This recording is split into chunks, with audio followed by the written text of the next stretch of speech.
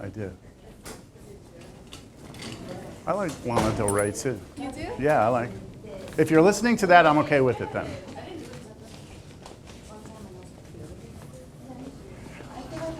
All right, welcome back, everybody. So we were solving systems of linear equations last time, and there was a question about the videos, right, that I'm recording. So I sent you all an email. When was it? October 19th? 23rd? When I did the videos for the first time. If you go back to that email and click on that same link, it'll bring you to a playlist on my YouTube channel, and then all the videos will just keep getting populated there. So you could save that link if you want, and then just keep going back. So I will not send you a link to the video each day of class.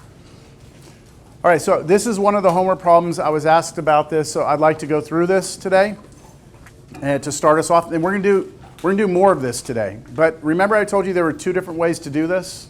Yeah. And we've just been doing the first way. So I'll show you the second way. Maybe you'll like it better. It'll really be up to you.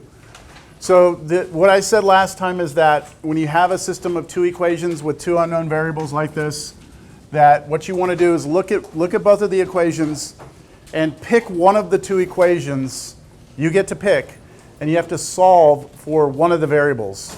And you always want to try and solve for what looks easiest to solve for. And I think you said you solved for y in the second one. Is that what you did? Yeah. Yep. Okay. So I'm gonna pick the second equation,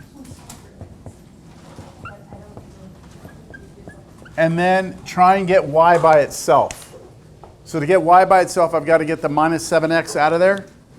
So I add 7x to both sides, right? Yeah.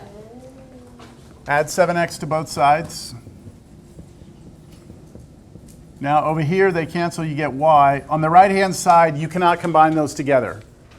In other words, you can't like make that like 1x, right? That's 7x, take away 6. And that's it. We have solved for y, haven't we? Yep. That's the first step. Pick an equation, solve for one of the variables. Then, what do? You plug y into the next equation. So you take that answer for y, and you go to the equation you didn't pick, which would be the first one here, and you're going to replace the y with this expression. This is called the substitution step, which is why we call this method substitution. So I'm going to write 5x minus 2 times y equals 3. Now I'm going to replace this y right here. That y is going to be replaced with this 7x minus 6. It's very important that you see that this negative 2 that's sitting in front multiplies times the y, which means it's got to multiply times both of these terms.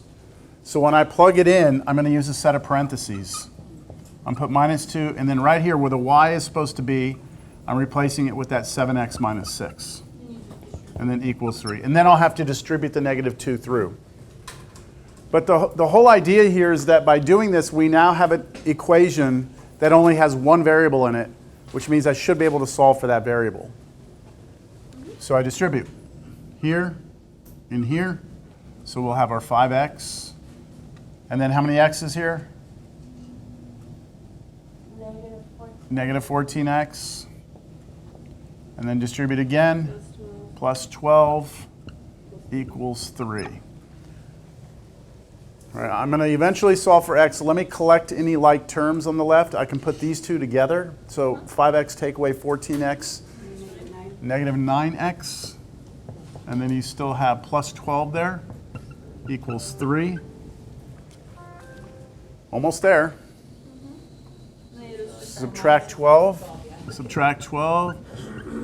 Goes away. You get negative 9x on the left. On the right, you get negative 9, right? 3 take away 12, negative 9. Final step, divide by negative 9. So x is 1. All right. Our goal is to get x and y, right? So now once you have x, to get y, we go back to the one I boxed over here because we have an equation for y, don't we? So all we're going to do is replace that x right there with 1. So we know that y equals 7x minus 6. So y must be 7 times 1, take away 6. That's 7 minus 6, which is 1. So y is 1. I don't remember. Did I tell y'all that you should try and put your answer like an ordered pair, like a point, or no? I don't think I did. Either way, remember, this is a line, right? This is a line if you graph it, and this is a line. And so what we have found are where those two lines hit each other. So if you were to graph this line and this line together, here's what I could tell you. That if you go to the point 1, 1, right there, that point, that's where those two lines come together. And this is called system of linear. System of linear equations, yes. All right, did that help? Okay. Do I need to go over another one of these from the homework? No? Okay, I'm going to give you a new one then, yes? Now, up to this point, if you look back from last class and you look at all your homework problems, all of your answers were nice numbers, weren't they? Yeah. No fractions or anything like that? Yeah. Okay. I was very careful to make the problems work out that way. I'm not going to be so careful now. Oh, no.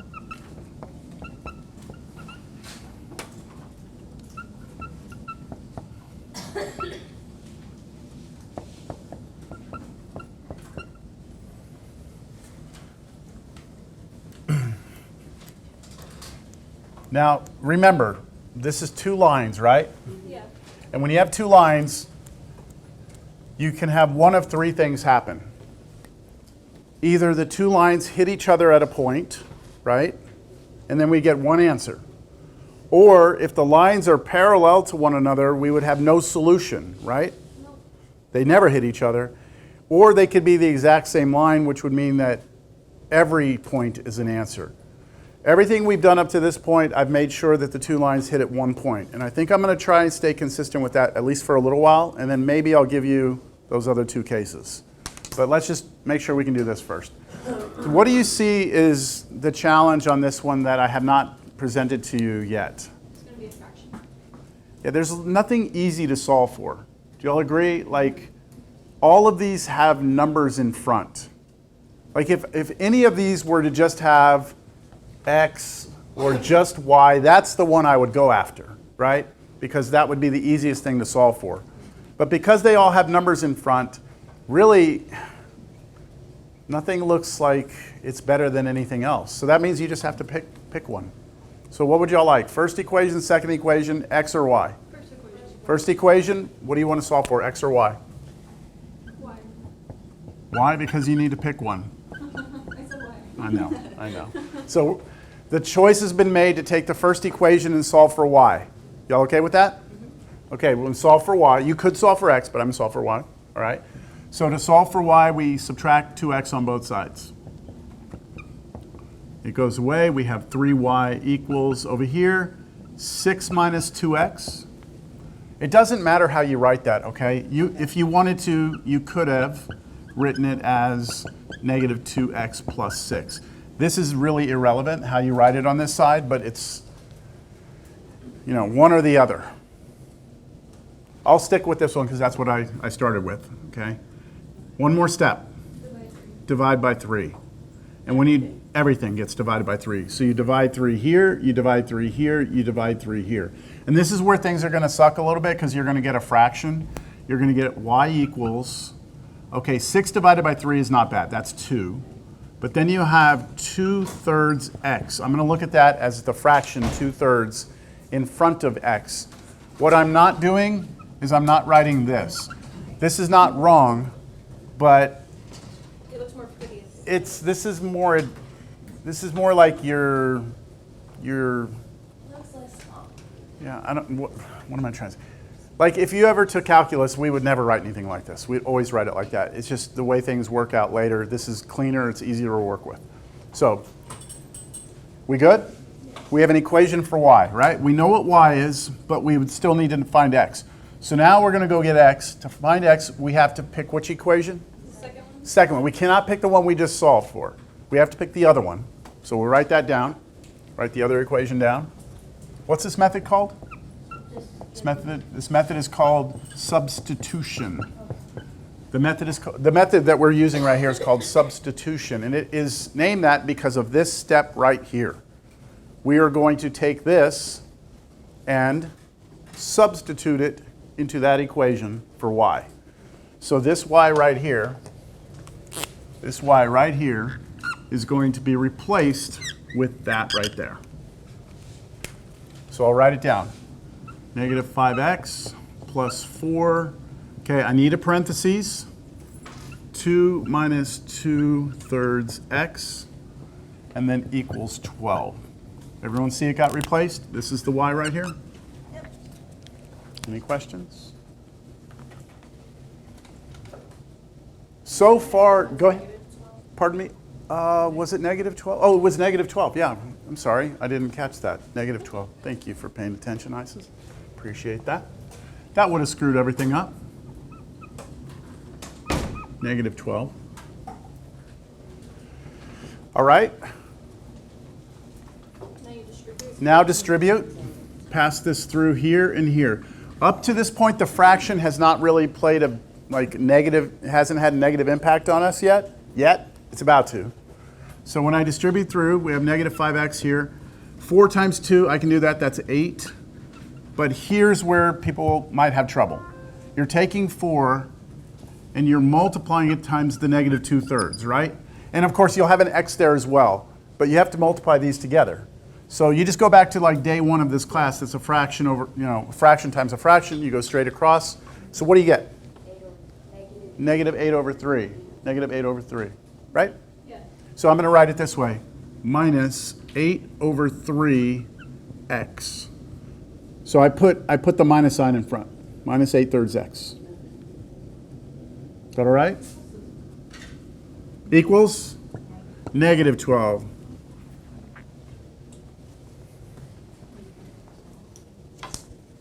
Did I tell you all about math purgatory? No? I haven't talked about math purgatory here? No? Okay. So I have this belief that when I die, I'm going to wind up in like this math purgatory. And all the math gods are going to be sitting there with like this whips. And I'm going to start getting lashed for all these little mistakes I made in class. Thanks for pointing that out. Like that negative, remember that negative you forgot. I'm kidding, that's not going to happen. All right, what now? This is a little messy. Would you agree? Yes. It's a little messy. We can combine our x's. Yeah, let's combine these. Now, I think this is the part that people are going to have the most trouble with, this part right here. You have to add those numbers up. You have to take the negative 5 and add negative 8/3. Let's do that over here. I'm taking, I'll leave that in the box there, but just putting those two together, I have to take negative 5 and add negative 8/3. Right? I'm taking the two numbers and adding them together. Now, to add fractions, we have to first have two fractions, right? Again, this goes back to like week 1 of the class. Rewrite the negative 5 as negative 5 over 1.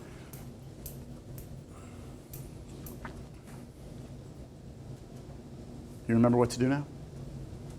I gave you all a shortcut. Remember this? Yeah, this little cross thing. You go here to here, which is negative 15, plus you go here to here, which is negative 8. And then over, do you remember what it's over?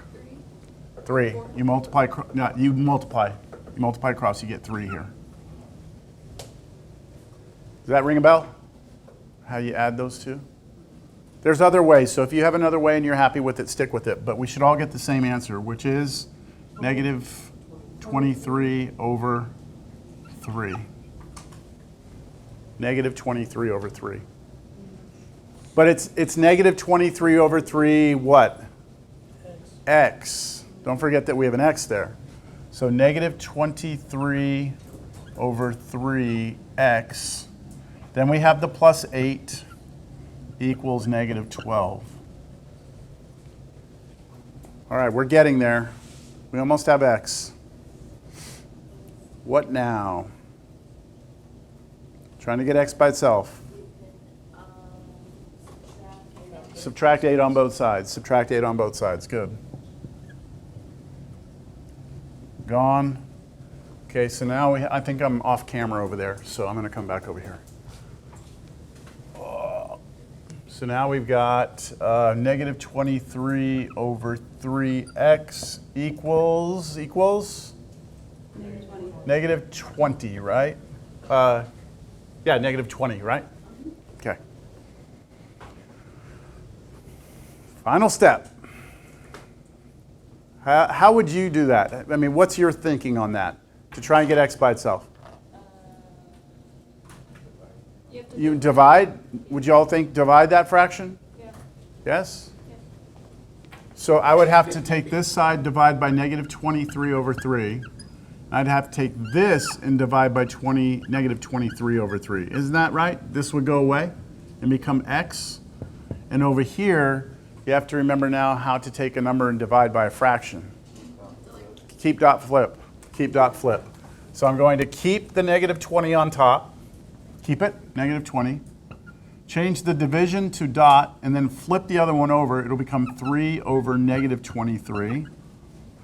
I know that looks weird. And now to multiply those two, I have to look at the negative 20 as a fraction as well. And then multiply straight across the top, right? And what do you get for the top? Negative 60. And on the bottom? 23. Negative, right? 23. And what's a negative divided by a negative? Positive. So my answer should be 60 over 23. So long as it doesn't reduce, does that fraction reduce? Is there anything that goes into those? I don't think so. 23 is prime. Do you all know what prime numbers are? Raise your hand. You know what prime numbers are? Yes? No? A little bit? Think you have an idea? We'll talk about them in a little bit. Okay, that is reduced. Is that a question or you know prime? You know prime? Okay. No. Question? Oh, you have a question? Can't you multiply negative 23 by 3 on both sides to get rid of the 2? Wait, multiply what? Are you saying By here? itself. Wait. Oh, you're saying instead of doing this, multiply by the reciprocal. Yes, that's the other way to do it. So, yes, so this right here, the other option for this would be to take this fraction and multiply it by what? Its reciprocal, which is 3 over negative 23. So you do that there, and you also do that here, right? Which is actually that, isn't it? I mean, that's exactly the same thing. So yes, you can do that. So whenever you're trying to get rid of a fraction in front of x, you can divide both sides by that fraction and then do keep dot flip. Or you can multiply both sides by the reciprocal. All right, do we finally know what x is? It's a fraction. That's it. Now what? You have to plug it in. Go get y, right? Go get y. And we have to come back to this equation to get y right here. So we come back to this equation. All right, y equals 2 minus 2/3. And then what was x? Well, we just got it. 60 over 23.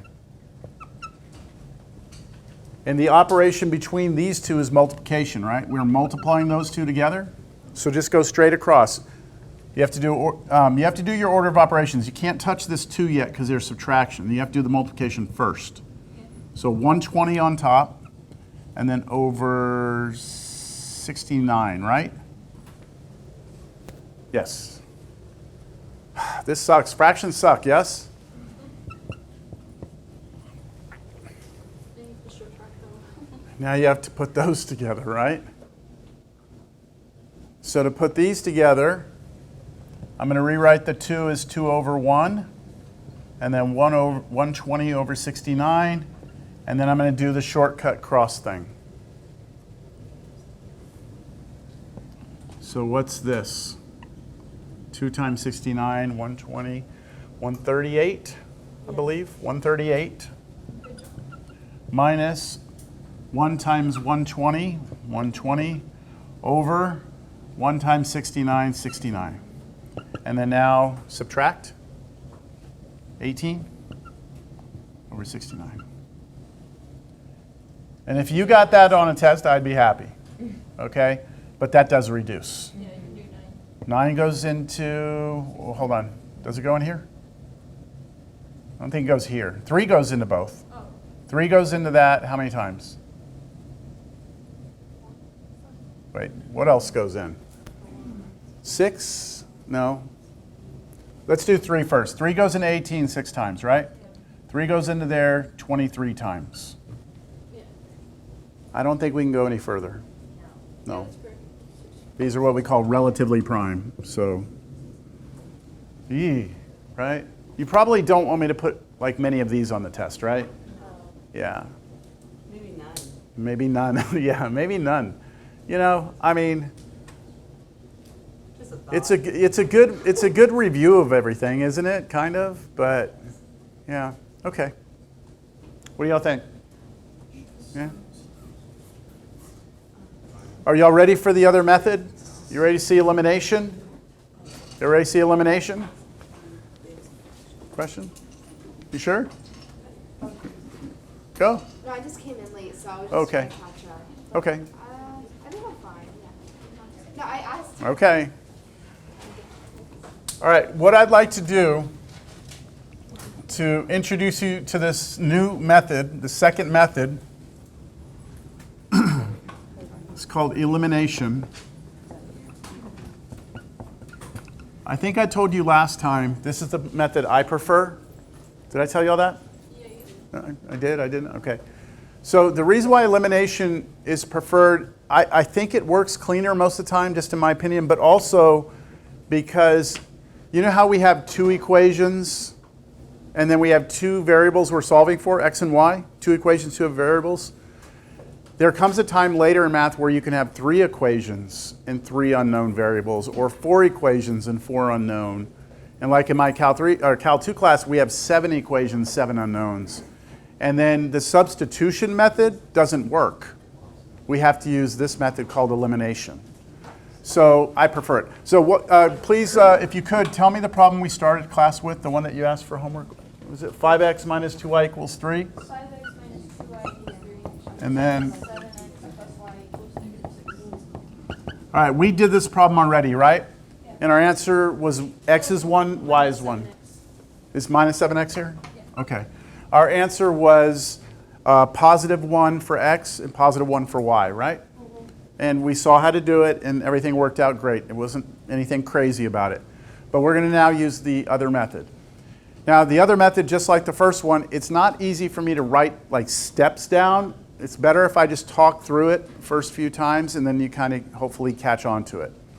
So what I'm going to do here is I'm not going to sit here and pick one and try and solve or anything. I'm not going to do anything like that. What I'm going to do is I'm going to look at the equations. I'm going to make sure my x's, my y's, and my numbers are lined up. See how everything's lined up? X's are here, y's are here, equals, and then number. Everything lines up. Yeah? And then what I'm going to do is I'm going to look first at the x's and see right now if I add these two together, do I get 0?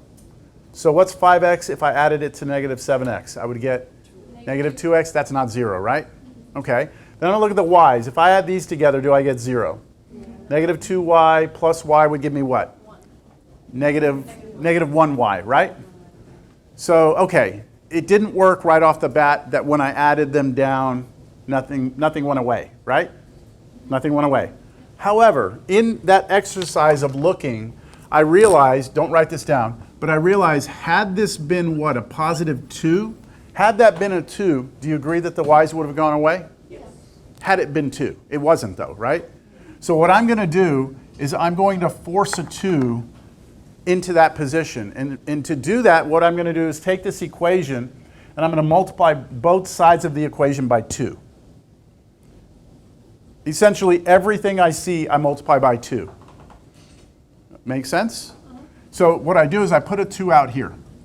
I circle it, and that lets you know that I'm about to rewrite the entire system of equations. I'm not touching the first equation, but now pass a 2 through to everything. And what would you get if you pass 2 through? Negative 14x plus 2y, right? Equals what? Negative 12. Look, we had an equation here, right? This was an equation. And I multiplied the left side by 2 and the right side by 2. So you're allowed to do that because you're maintaining the equality by scaling by 2. Yes? 2. Why am I doing 2 again? Because when I was looking down, remember I said look down here, when I add these x's together, does it become 0? No, right? When I put these y's together, does it become 0? No. But if there was a 2 here, would it? Right? Do you agree if there was a 2 right here, this and this together would become nothing? Right? So I said, let me force a 2 to be here. So I make the 2 happen by pushing the 2 in and getting this. That make sense? Okay, now what you can do, and this is a cool part of this technique, is you can just take these equations and just add them down. Add the equations straight down and tell me what you get. So start with the x's. What's 5x take away 14x? Negative 11. Negative, I'm sorry, yeah. negative 9x, right? Okay, what happens with the y's? They go away, which is great. Then bring your equals down, and then what's 3 take away 12? Negative 9. And hey, look at what that says. Negative 9x equals negative 9. Divide both sides by negative 9, and you get x is 1. Do y'all see that? Do you see we already have x? Yeah. We already have x. All it took was for us to figure out that 2, multiply it through, and then add down. We clear? Now, once you know what x is, you have to still go find y, right? And the great thing about elimination also is that once you have this x, to find y, you can plug this x into any equation you want. Any of them. Whichever one you want, replace x with 1. So I always like to look back at like the cleanest one, the one that looks the least screwy to me, and that's probably that one. I'm just going to write that equation down and replace what with what? X with 1. So 5 times 1 minus 2y equals 3. And of course, 5 times 1 is just 5, right? So 5 minus 2y equals 3. And what now to solve for y? Minus 5. Take 5 away on both sides. And then you have to divide it. So take 5 away, goes away. Running out of room here. What do we get? Negative 2y equals negative 2. Divide by negative 2, and you get 1. We're done.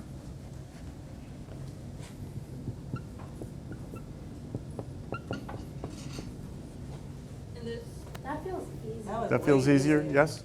When you said plug into any equation, Yes. would be the one we multiplied by 2. No, any of them. You can do any of them. So You want to plug x in here, you'll get 1 for y. You want to plug x equals 1 here, you'll get 1 for y. Plug x equals 1 here, you'll get 1 for y. Doesn't matter which one. So you can't screw that part up because you can use any of them. Y'all like that? Yeah? Would you like to try the hard one with the fractions with this and see if it's any easier? yeah. Let's see if the one we just did that y'all didn't like, if it's any better with this method. Okay, what was it again? 2x plus 3y 2x plus 3y equals 6. equals 6. And then 5x plus 4y. minus 5x plus 4y Yeah. equals Negative 12. negative 12. That was that part I screwed up. Okay.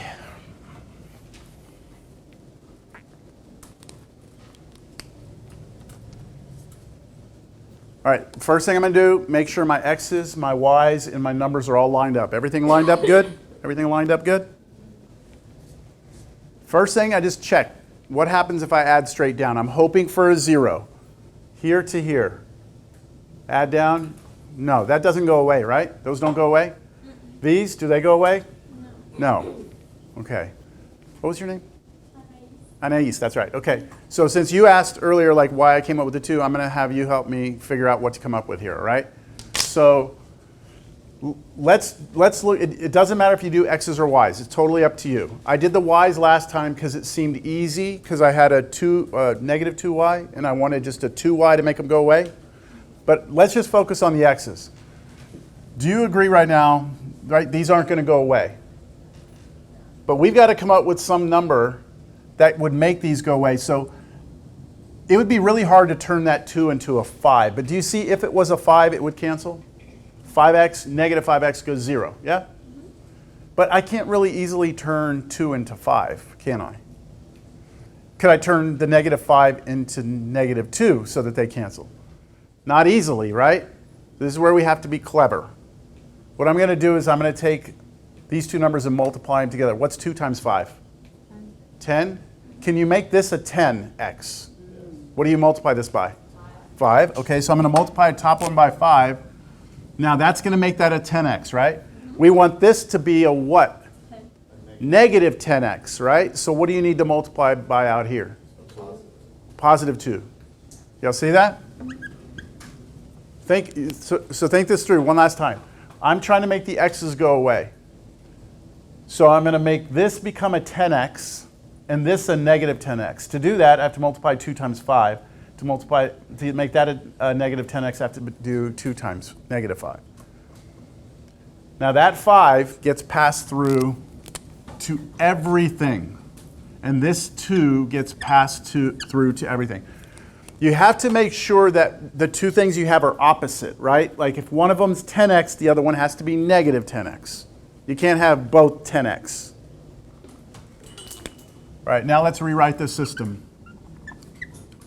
Passing the 5 through the top, I have 10x plus what?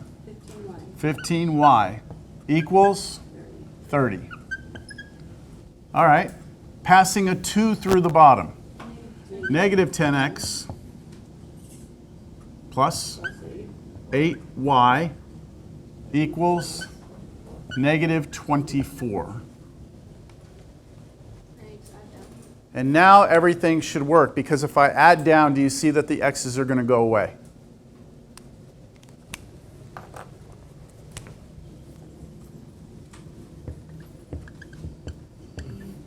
X's are gone. Okay, how many y's?